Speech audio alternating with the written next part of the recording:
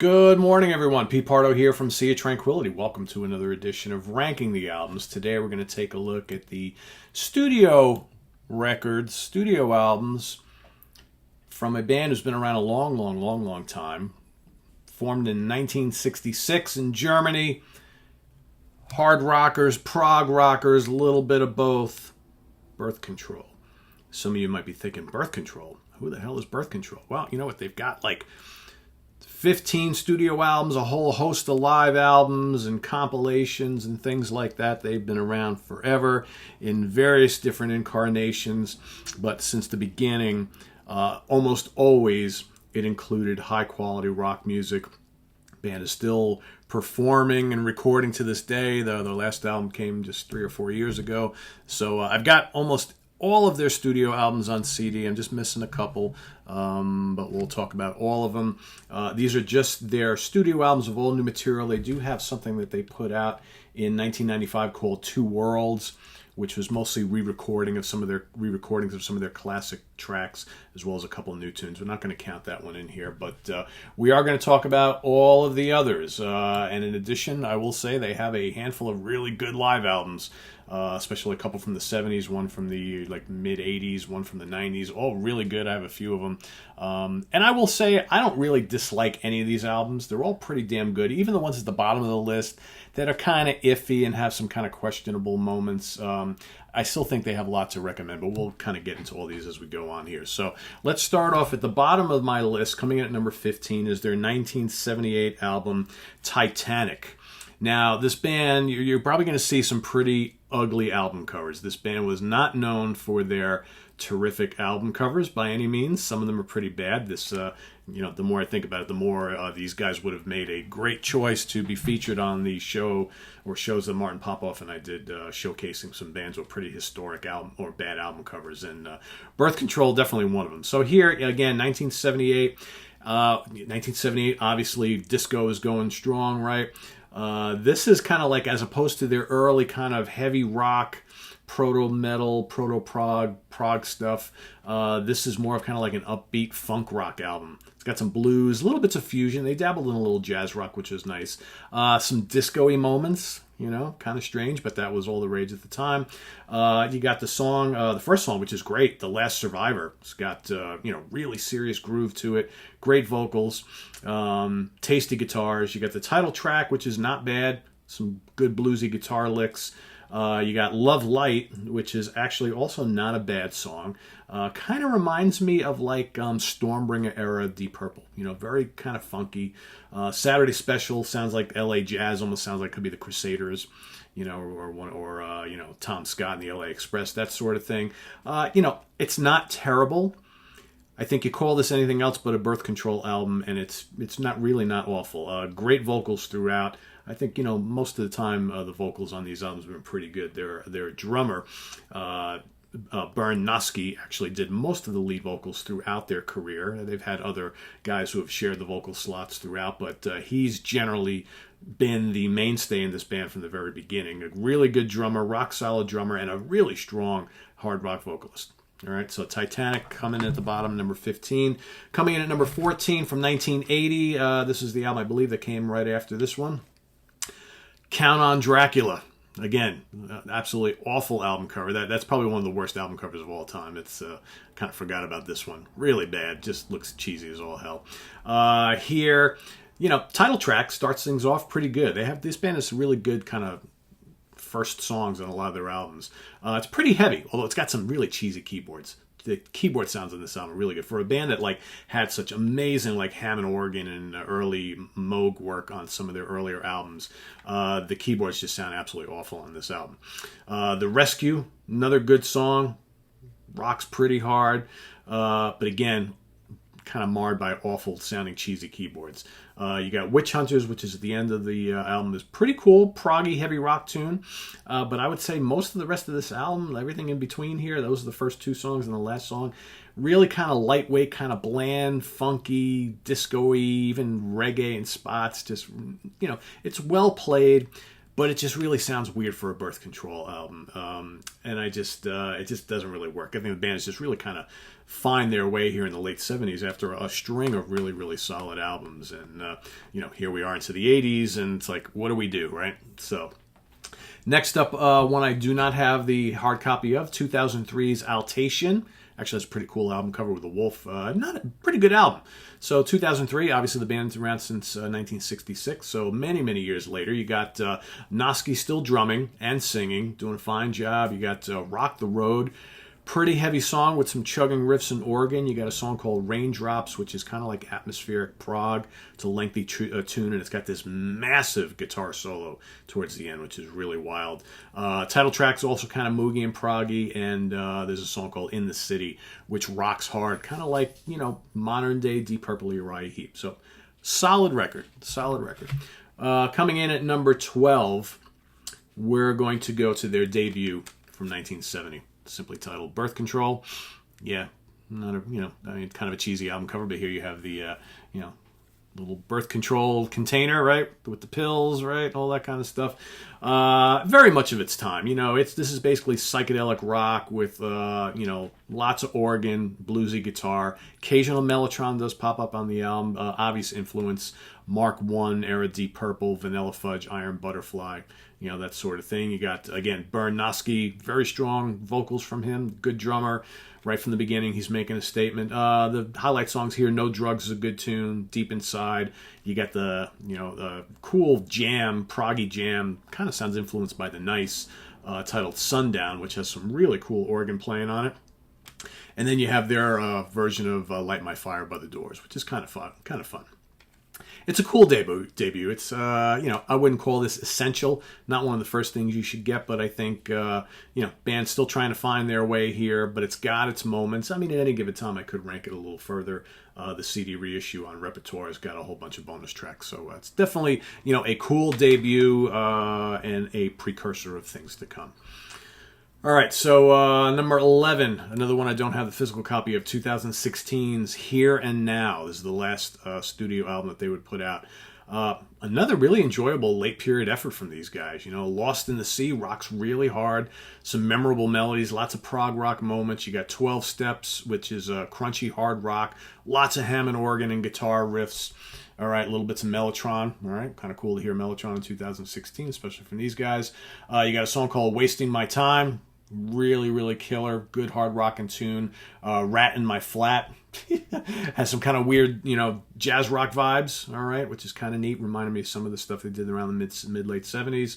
Then you got The Witch, which is a nice, tasty blues rock number with a bunch of cool guitar solos. And then you got Truth Is Mine, which one of the later songs on the album, which is really memorable. Lots of good hooks. It reminds me of recent Uriah Heep. So, all in all, very, very solid album. I dig it quite a bit. Next up, number 10, we're going to go to 1981 for Deal Done at Night. I think here they kind of got back to basics a little bit after the Count on Dracula kind of sort of disaster for them. Pretty solid album. All right. I wouldn't call it essential birth control, but it's definitely decent. You got Burnt Gas and He's in the Right, both kind of fast-paced, kind of boogie rockers, right? A little bit of that on this album starting to show. You got some piano, nasty guitar licks. You got Don't Call Me Up, which is a pretty raucous, rock and blues rock tune. Absolution is another good hard rock piece. Good, guitars and organs. Another Day is heavy and kind of doomy. Easily the best track on the album, and it's saved for last. It's kind of got these big doom riffs and simmering Hammond organ. Really, really good song. So, all in all, plenty rockin', good rockin' album. If you're looking for like the more prog rock style birth control, not really going to get much of it here. But still, not a bad album. Not a bad album. As is their follow-up from 1982, Bang. And as you're noticing, some pretty terrible album covers. This one's, we all love Marilyn, but, what does she have to do with, this is kind of a concept album about, problems of nuclear war and all that kind of stuff. Not really sure what Marilyn's got to do about all that, but not a bad album. Good, again, another good hard rock record. Not much prog going on this album. You got Nuclear Reactor, which has some really nice riffs and guitar solos. You got Get Ready to Run. Almost kind of new wave of British heavy metal feel to it in spots. I also hear a little bit of the Gillan Band on here as well. You got a song called Greedy Eyes, which is kind of weird. It's kind of new wave-ish. Doesn't really work for me. Day of Doom is coming. It kind of goes back to that weird funky disco beat thing with some cool guitar solos. And then Doom Boom is a really good fast-paced boogie number. And then you got The King of an Island, which kind of closes it all out, is kind of really moody, kind of touches of prog, but pretty good, solid hard rock record. So some really outstanding tracks on here, a couple questionable ones, but still a pretty enjoyable album, I think. All right, coming in at number 8, going to go to 1996's Jungle Life. All right, kind of another meh of a cover.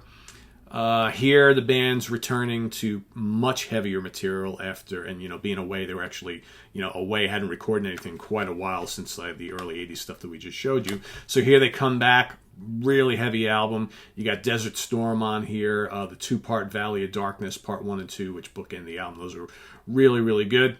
You've got Automatic World, Preacher Man's good, bluesy, heavy, hard rock. Just all in all, pretty solid album. Pretty solid album and a good return to form after being away for quite a while. As is the follow-up to that, which, again, I don't have the hard copy. I've actually just ordered. I ordered it a while ago, and the vendor I bought it from off of Discogs says he shipped it and never showed up, and it took me forever to get my money back and all that kind of stuff, and I never got the CD, which is really what I wanted. So I found another copy recently, so that's on the way. But anyway, another late period album, really heavy. I think even heavier than Jungle Life. When the Night Falls, smoking song. Great Hammond on the Garden of Gold. Okay, another moody song with that kind of simmer. I love their Hammond organ playing in this band. All That I Want is big, fat, and doomy. Okay, with some cool synths. You got Love Strike, heavy, more delicious Hammond organ. Simpler As It Seems, dark, heavy, kind of proggy, loads of Hammond. This album, I think the Getting There album is probably, out of a lot of their later period albums, the one that's just, the Hammond organ just comes roaring back to life on this album, and it's pretty damn heavy. Really heavy for 1999, for a band that's been around for this long. So definitely check that one out. Coming at number 7, Getting There. All right, number 6, let's go to 1977's Increase. Actually, one of their album covers that I kind of like. I always thought this album cover was kind of neat with the whole desert thing going on there, right? Kind of cool. There's elements on this album that are kind of hinting at what's right around the corner for the band. It's a pretty proggy album, but, here comes the jazz rock, the funk, and some of those disco leanings starting to pop up in some of the songs. But it's still a really well-played album. You got great Hammond on Domino's Hammock. You got the song called Get Up, which has tons of groove. It's kind of disco-oriented, but, man, it's got some killer guitar solos on it. Great groove, too. I don't really mind it too much, right? Skateboard Sue is the opening track on here. Rocks, it's got some funk elements, right? A little bit of boogie. We All Thought We Knew You has some really good keyboards and intricate rhythms. Kind of like a proggy, funky fusion type of thing, right? Seems My Bike's Riding Me is like early kind of Stanley Clarke fusion meets like abstract Santana, kind of like think of like the Caravanserai period. Pretty cool. It's a really good album. I think it's in their entire discography. It's really different, not very heavy, compared to a lot of the stuff that came before, but really, really musical. And I think here's where the band's starting to, all these kind of outside elements of things that are going on in popular music, just starting to seep into their music, their music would change drastically over the next couple of albums. But still, I think a really, really solid album. All right, next up from 1975, Backdoor Possibilities. And see this, I kind of like this album cover too. It's front and the back. All right, this is basically a concept album. All right, full-on prog album. Okay, loaded with vintage keyboards and nimble guitar work. This is probably one of their, out of all the earlier 70s stuff, probably it's not very heavy, but it doesn't need to be. It's good. There's some jazz fusion elements. on what is it called? Physical and mental short circuits. All right, you got Subterranean Escape, has some absolutely blistering guitar lines and complex rhythms. You got the real quirky 3-part track here, which is called BDPs, which has some like Yes and Gentle Giant elements, as well as some kind of the Canterbury bands.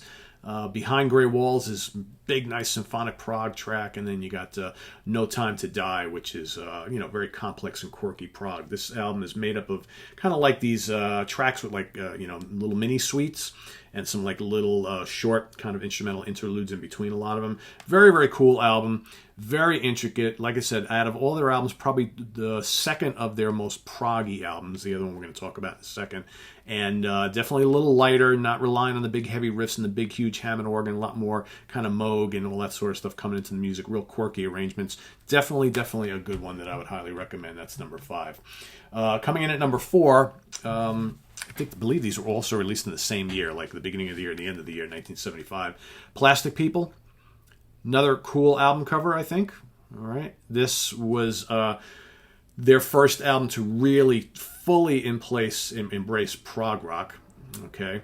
And next to Backdoor Possibilities, definitely their most prog album. I think most prog fans who listen to these guys tend to think of this as their best album, as their favorite. It all depends whether you like their proggier side or their more early hard rock side, right? Fairly lengthy songs, lots of acrobatic Hammond and Moog, not unlike what kind of like Nectar, Yes, and Gentle Giant were doing at the same time. So if you like that kind of same period stuff, early mid-70s, I think you'll dig this. You got, the drummer Bern Noske sharing vocals with bassist Peter Fowler, however he says his name. I will say that the drummer is a much better singer. He's actually a very good singer, and I never understood. I mean, I get it. He's the drummer, and he's got drumming to do, right? But he has always had the best voice out of any other guy who sang with this band. It's not even close. You got the title track, rocks with some really intense keyboards and guitars, tiny flashlights.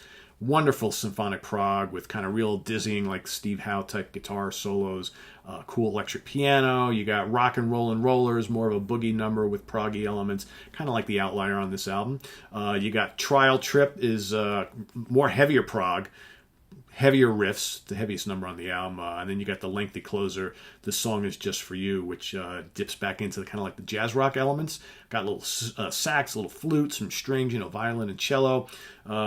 Just a really, really strong album. 6 tracks, all you need. They're all fairly lengthy. Great album cover. A classic 70s prog album. However, I like 3 of their albums a little bit better.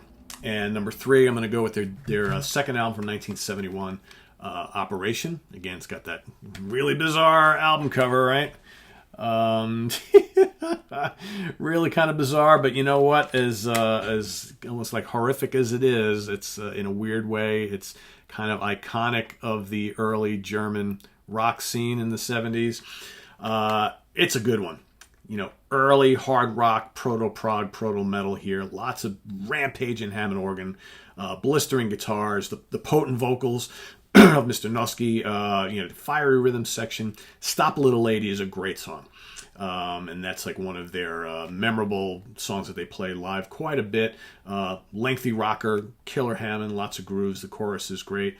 Just Before the Sun Will Rise, got like soaring prog rock with kind of like that Deep Purple in rock style heaviness, right? That real early proto-metal type of thing.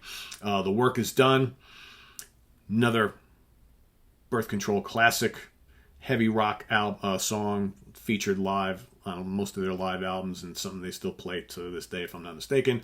Again, you got Burned on the drums, putting in a great vocal performance on the entire album, especially on the real hard rockin' Flesh and Blood, which is just a killer track. You got Pandemonium, which also rocks hard with some really good Hammond. Just a really, really strong album, one that I highly recommend.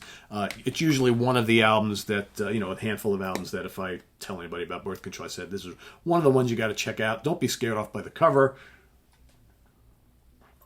of the giant grasshopper eating the babies, right? Which is weird in itself, but very good album. Coming in at number 2, my number 1 and 2 really tight, neck and neck. Had a hard time choosing between the two of them, but one I think I just like a little bit more. So I'm going to go with 1972's Hoodoo Man. Yeah, another one of those really bad album covers, right? You got to get the full gist of this. Look at that. Lordy. Ugh. But, it's tongue-in-cheek, right? Obviously, but very cartoonish. But a really good album. This is their third album. Has some of their most well-known songs.